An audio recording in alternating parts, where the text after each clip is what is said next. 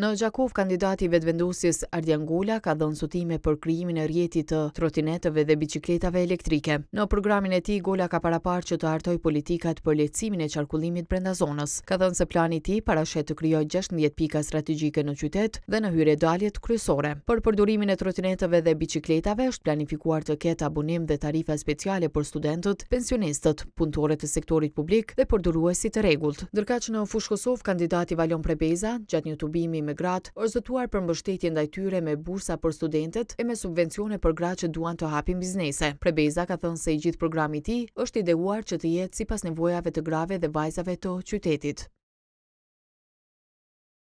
Do të krijojmë një fond të veçantë komunal për gratë ndërmarrëse, që t'i japim kapitalin dhe mbështetjen për të nisur dhe zhvilluar bizneset tuaja. Do të hapim qendra resursesh për gratë, ku secila prej jush do të mund të gjejë ndihmë ligjore, psikologjike dhe profesionale, sepse asnjë grua nuk duhet të mbetet mbrapa përballë sfidave.